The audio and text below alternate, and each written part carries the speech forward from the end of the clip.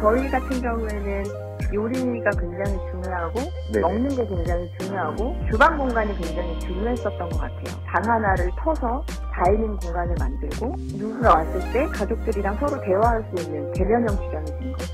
그게 네. 제일 마음에 들었던 것 같아요.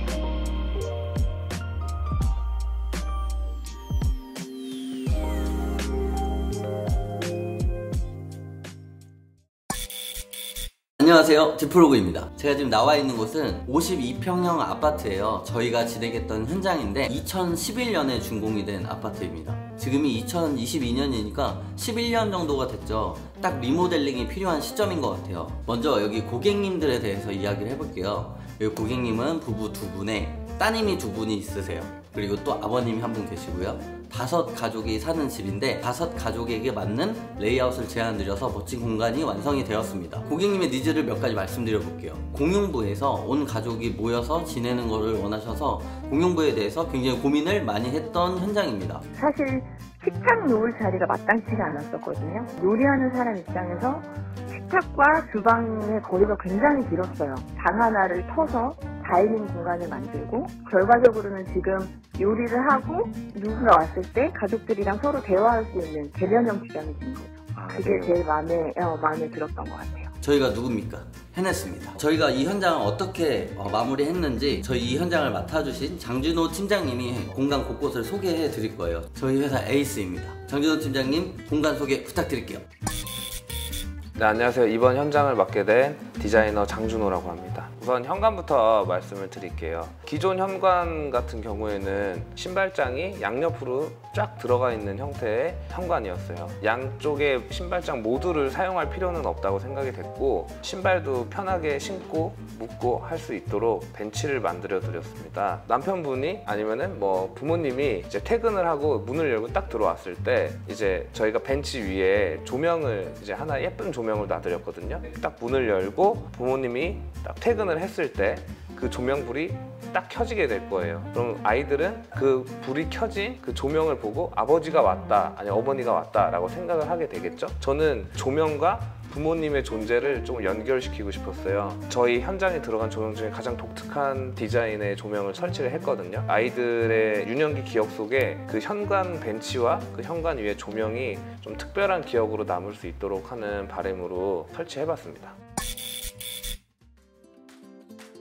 아이방 같은 경우에는 고객님께서 아이방에 약간 동굴 같은 공간이 있으면 좋겠다. 그러니까 거기서 뭐 좀 비밀 이야기도 할 수 있고 좀 장난감 가지고 놀 수도 있고 그런 뭔가 특별한 공간이 있으면 좋겠다라고 하셨어요. 그리고 그 공간이 기존의 벽박이장이라고 하죠. 그 벽박이장이 있었어요. 벽박이장 같은 경우는 주로 벽 안에 움푹 들어가 가지고 있잖아요. 그래서 그 공간을 좀 어떻게 하면 잘 활용할 수 있을까 하다가 방문면에 맞춰서 벽을 조금 뽑아서 그 공간을 충분히 이제 아이들이 놀 수 있는 공간으로 만들 수 있도록 저희가 디자인을 했어요. 그리고 아이들이 여자 아이들이에요. 그래서 벽지 같은 것들도 그 아이가 꼭 핑크색 벽지를 하고 싶대요. 그래서 저희가 그 핑크색 벽지, 좀 은은한 빛깔이 돌도록 핑크색 벽지를 했어요. 너무 색이 강한 핑크색 벽지를 사용하게 되면 나중에 아이들이 좀 커서 좀 부담스러워할 수도 있잖아요. 그래서 톤은 조금 옅은 채도의 핑크색 벽지를 했고요. 동굴 들어가는 그 놀이방 공간도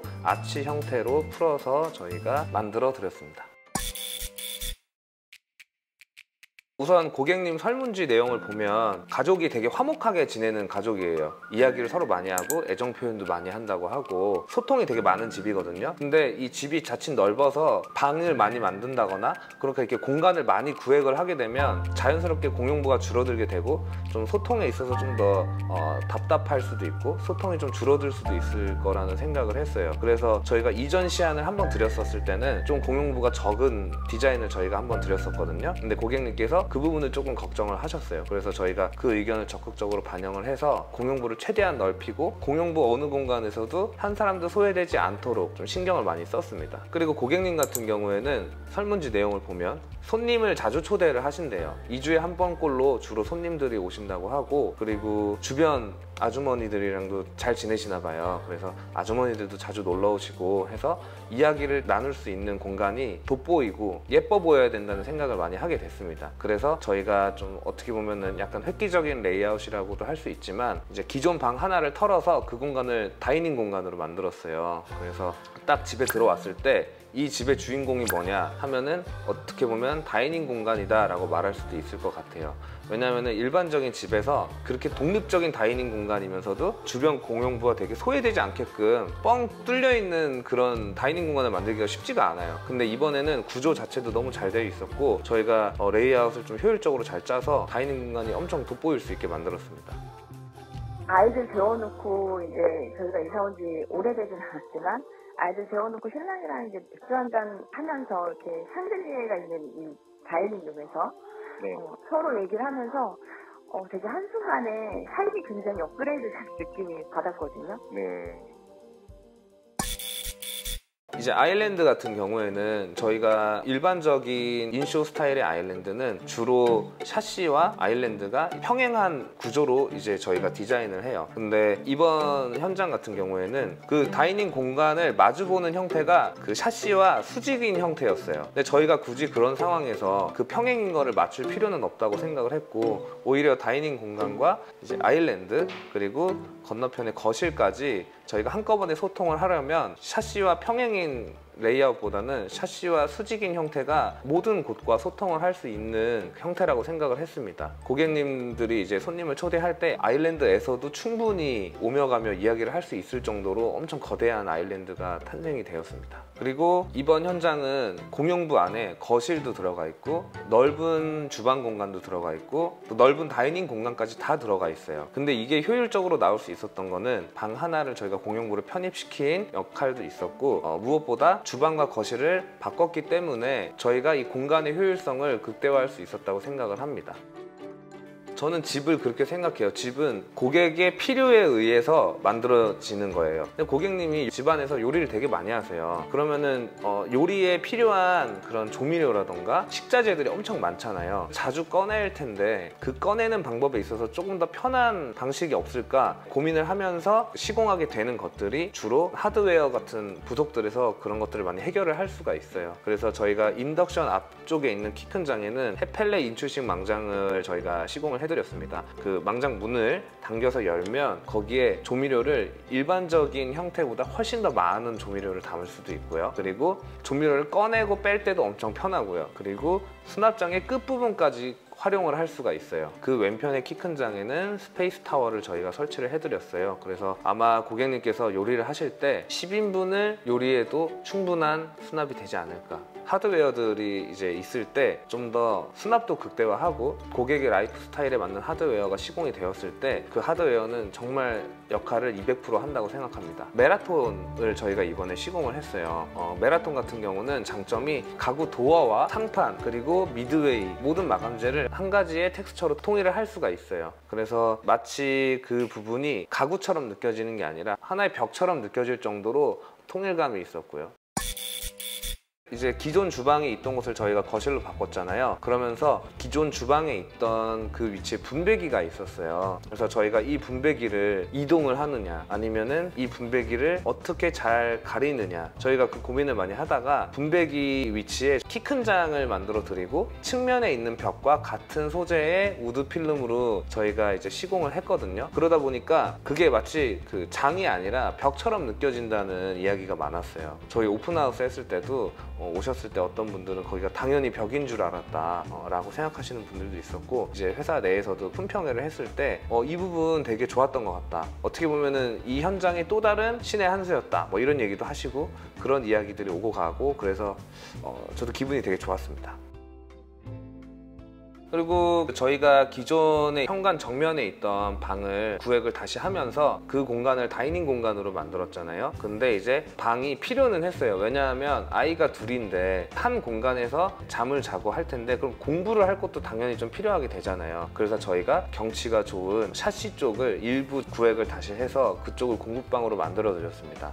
왜냐하면 다이닝 공간은 그 한 방을 모두 사용할 정도로 크게 구획을 할 필요는 없었거든요. 공간의 효율성도 최대치로 가져가고 그리고 아이들이 좋은 컨디션에서 공부를 할 수 있도록 저희가 공부방을 그렇게 구획을 해드렸고요. 그리고 공부방에 들어간 책상은 무지주 형태의 책상으로 시공을 해드렸어요. 보강도 확실하게 해드렸습니다. 그래서 에어컨도 그거 밟고서 그 실외기도 시공하시고 뭐 도배 하시는 분들도 참 밟고 하셨는데 아무 문제가 없었습니다. 그렇다고 막 꽝꽝 뛰면 안 되겠지만. 안방은 고객님께서 원하는 게 딱 하나 있었어요. 고객님이 좀 약간 로망으로 생각하시는 벽지 컬러가 있었거든요. 근데 이거는 어려운 게 없어서 사실 저희가 벽지를 시공을 해드렸지만 저희가 역할을 크게 한 건 아니에요. 고객님이 고르시는 거에 있어서 저희가 같이 컨펌만 해드린 거고, 그 침대를 이번에 구매를 새로 하셨거든요. 그래서 그 침대에 어울리는 컬러를 원하셨는데 그 골라본 벽지가 이제 크게 두 개가 있었거든요. 좀 딥그린 스타일, 소위 이거 어머니께서 말씀하신 건 스타벅스 그린이라고 그랬어요. 네, 그런 색깔. 그리고 하나는 좀 레드 톤의 약간 버건디 컬러를 좀 이렇게 고민을 하셨는데, 제가 어머님께 들어왔을 때 정말 후회하지 않을 거를 그냥 하셔라, 어차피 둘 다 예쁠 거니까 여기에서 정말 꿈꾸던 색깔을 그냥 하시는 게 오히려 마음이 편하실 것 같다. 그래서 고민 하시다가 그린 컬러의 벽지로 결정을 했거든요. 근데 역시나 너무너무 예쁘게 잘 나왔습니다. 그래서 그 침대랑 진짜 찰떡이에요. 고객님도 자기 선택이 틀리지 않았다고 너무 좋아하셨어요.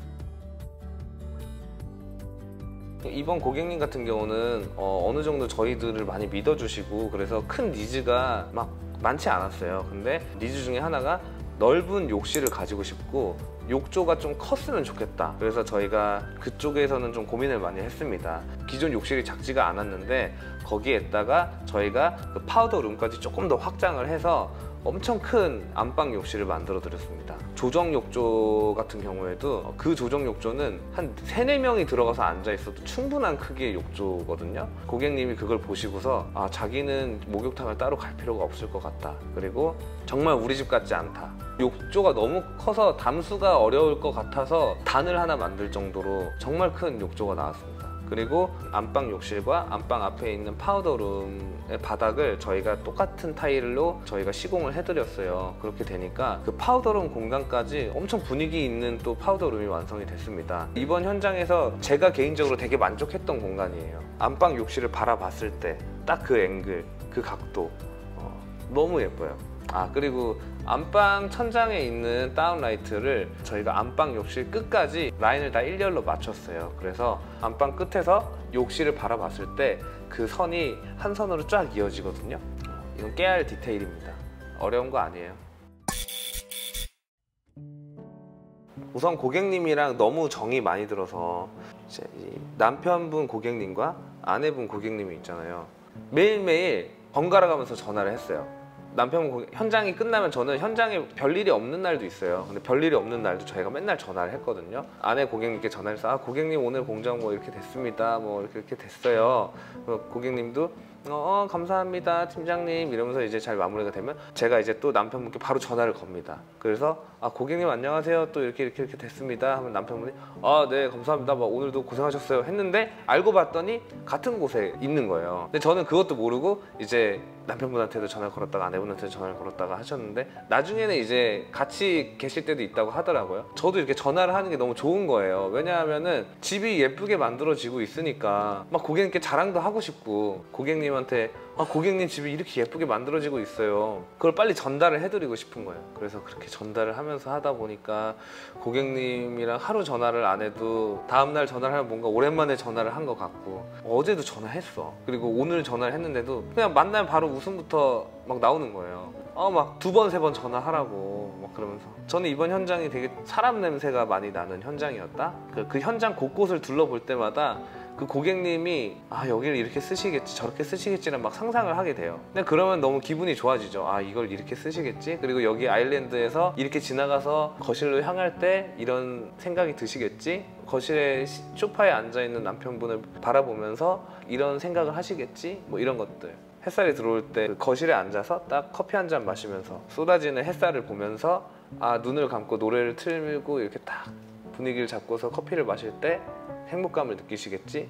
그런 상상을 많이 하면서 하는 것 같아요. 또 고객님도 너무 좋아하시고 이걸 또 뭘 어떻게 얘기를 해야 되나? 그냥 좋았는데 그냥 너무 좋았어요. 저는 이 현장을 정말 많은 이야기들이 있거든요. 이 현장에 그냥 이 고객님의 집을 저는 이야기꽃이 끊이지 않는 집이라는 저는 주제를 가지고 좀 접근을 했는데 앞으로 그 공간에서 고객님 가족끼리 일어날 일뿐만이 아니라 제가 이 현장을 하면서도 그 이야기꽃이 끊이지 않았어요. 그게 너무 좋았고 고객님께서도 그렇게 잘 저를 대해주셨고 너무 잘 맞았던 것 같아요. 그리고 매일매일 이렇게 냉장고에 음료수도 넣어주시고 맛있는 것도 가져다 주시고 정말 현장 작업하시는 분들도 너 이 고객님한테는 잘해드려야 된다 이러면서 그럼요 잘해드려야죠. 진짜 이 고객님 너무 좋아요. 그래서 현장 분위기도 너무 좋았고 그 분위기가 좋다 보니까 마감도 잘 나오고 공정도 순조롭게 진행되고 그래서 가끔 좀 그냥 가고 싶어요. 뭐 무슨 일이 있어서 전화가 와서 가면 안 되겠지만 작은 무슨 일이 하나 정도는 생겼으면 좋겠어요. 그 핑계로라도 한번 또 가게. 고객님도 오늘 저한테 그렇게 얘기해 주시더라고요. 자주 오라고. 자주 가려고요. 그리고 근데 이게 진짜 정말 좋았는데 이 고객님 진짜 저는 정말 저희 신랑이랑 둘 다 팀장님이랑은 나중에라도 이렇게 연락을 계속 하고 지내시면 좋겠을 정도로 인간적으로 굉장히 좋으신 분인 것 같거든요. 네. 그러니까 정말 크게 스트레스 받은 게 하나도 없었던 것 같아요.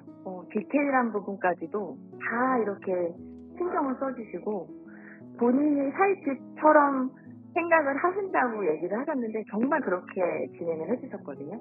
네. 그래서 정말 이 자리를 빌어서 팀장님한테 장 팀장님께 너무 감사드립니다.